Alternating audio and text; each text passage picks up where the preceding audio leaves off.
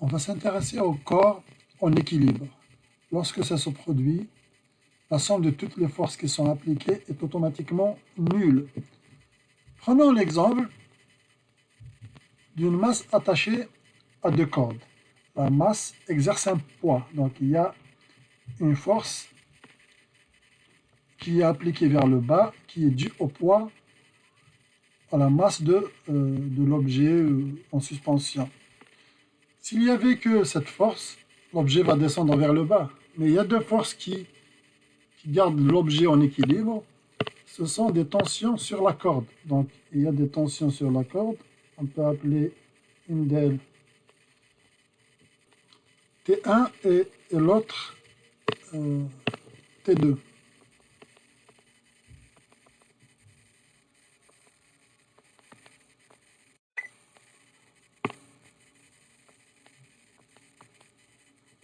Voilà. La question, ce qui est demandé dans l'exercice, en fait, c'est de trouver la valeur de ces tensions en newton. Sachant que la force exerce,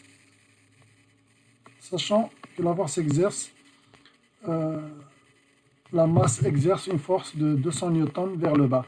On peut donner un nom à la masse la force due à la masse, on va l'appeler P, hein, c'est le poids de la masse en suspension. On pourrait écrire mathématiquement, donc l'objet étant en équilibre, la somme, ça ce symbole veut dire la somme de toutes les forces égale à la somme vecteur nul. L'objet est en équilibre. C'est équivalent à dire la chose suivante, c'est que le poids plus la tension T2 plus T1, ça va donner le vecteur nul.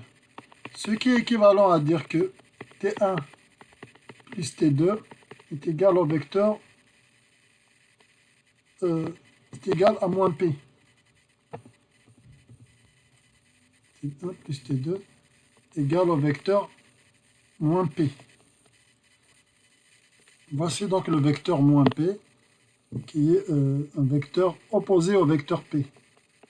Voilà le vecteur moins P. Voilà, donc ça c'est le premier point. D'autre part, on peut écrire les vecteurs tension sous la forme algébrique. Même si on ne connaît pas le module, ce sont les inconnus en fait, hein, ce sont les inconnus.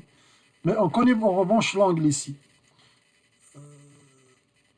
On va juste essayer de voir d'abord d'analyser les angles des deux, l'angle polaire des deux tensions. Si j'essaie de prolonger, de mettre le début de ce vecteur T1, si je le mets ici, donc le vecteur T1 est là, donc son angle polaire c'est ça, c'est l'angle qu'il fait avec les x positifs en quelque sorte. Et c'est la même chose, puisque ça c'est 40 degrés, donc ça aussi c'est 40, parce que ce sont deux angles opposés par le sommet. On peut donc écrire le vecteur T1, tension, c'est égal à T1, qui est juste sa norme, on va la noter comme ça, la valeur de cette tension, la valeur de cette force exercée sur la corde, et l'angle polaire, on a dit que c'était 40 degrés. Pour la force, la tension T2, qui est là, je peux prolonger son dessin ici. Et je vois que si ici c'est 20 degrés, par voie de conséquence, l'angle polaire c'est celui-là. Donc c'est 180 moins 20 degrés. Voilà donc comment on peut écrire le vecteur T2. On peut écrire également le vecteur P. On a la force, le poids, la masse exerce une force verticale vers le bas. Donc l'angle polaire, c'est 270 degrés. Et la force exercée, c'est 200 newtons. Donc on peut écrire ces 200, l'écriture algébrique d'un vecteur. C'est pas la peine de mettre la mesure newton, on va laisser ça à la fin. Et l'angle, c'est 270 degrés. Pour la force P. Et on a bien sûr cette égalité qu'il ne faut pas oublier, c'est celle-là qui va nous permettre de répondre à la question, de trouver les tensions T1 et T2. Donc en faisant T1 plus T2, en comparant avec le vecteur moins p. J'ai pas assez d'espace ici, donc je vais continuer sur notre page. Donc finalement, on a la chose suivante. On peut écrire le vecteur T1 sous la forme algébrique. Ce sera T1 cos 40 et T1 sinus 40. Ces composantes, ce sera T1 sin 40 pour la deuxième composante. Pareil pour T2, on pourra l'écrire, c'est T2 cosinus 160 degrés, T2 sinus 160 degrés.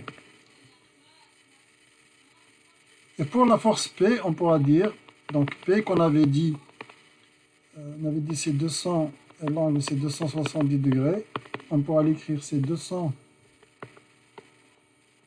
cos 270 degrés, et 200 sin 270 degrés. En fait, ici, on n'avait pas besoin de passer par là parce que la force, elle est verticale, elle est sur l'axe des Y, donc la composante X, elle est nulle. Donc, on aurait pu l'écrire directement, c'est 0 moins 200. On aurait pu l'écrire directement de cette manière. Voilà, maintenant, qu'est-ce que ça donne T1 plus T2 en termes de composante? Quand j'additionne les vecteurs et que le résultat, c'est moins P, on dit que le résultat, c'est moins P. Cela veut dire que T1 cos 40 plus T2 cos 160 degrés, ça devrait être égal à 0, c'est-à-dire égal à la première composante de moins P. Attention, il ne faut pas se tromper ici. Ça, c'est le vecteur P, donc on peut écrire moins P. C'est le vecteur 0 de 100. Voilà, donc on va comparer ce qui est comparable. On a dit que la somme de ces deux vecteurs, c'est le vecteur moins P. Donc la somme des deux premières composantes, c'est 0. La somme des composantes Y, c'est-à-dire T1 sinus 40 plus T2 sinus 60, ça va donner 200. C'est égal à la deuxième composante du vecteur moins P. Deux vecteurs sont égaux lorsque toutes leurs composantes sont égales. Composante X des premiers est égale à la composante X du second, etc. La composante Y est égale à la composante Y du second. C'est ça qu'on vient de faire. On a comparé la composante X du vecteur T1 plus T2 avec les composantes X du vecteur moins P. On a dit qu'elles doivent être égales. Pareil pour la composante Y. Je vais donner ces relations des numéros. Ça, on va l'appeler 1. Et ces deux équations, on va les appeler 2. Voilà, on peut ajouter la troisième, c'est la valeur du vecteur moins P. Donc de 1 et 2 et 3, on obtient ce système de deux équations et deux inconnus. Donc ici, je n'ai pas écrit la valeur de cos 40 et sin 40.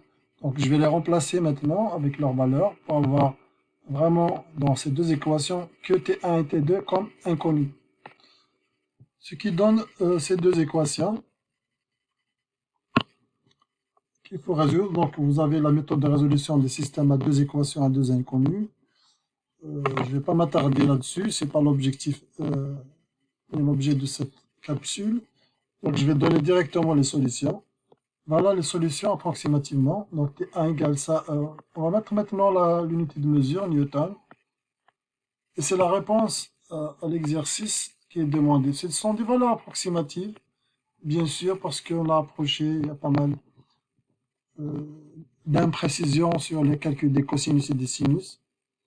Mais c'est la réponse qu'on attendait.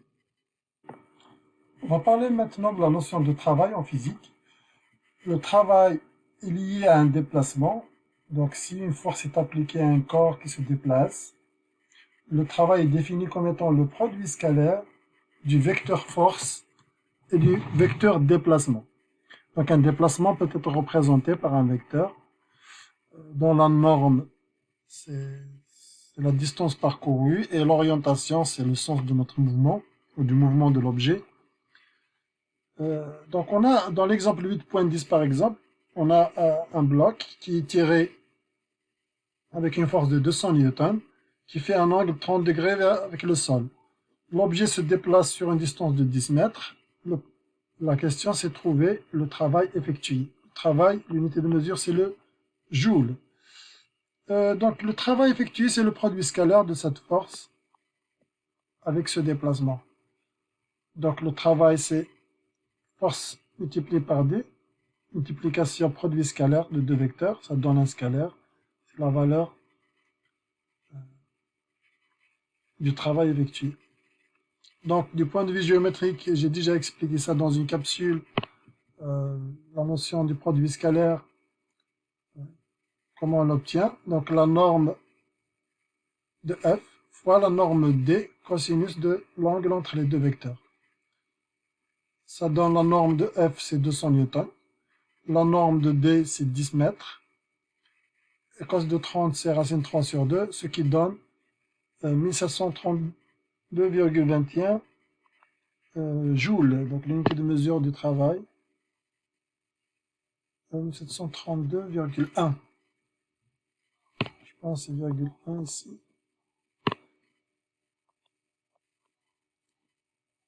Joule. Voilà.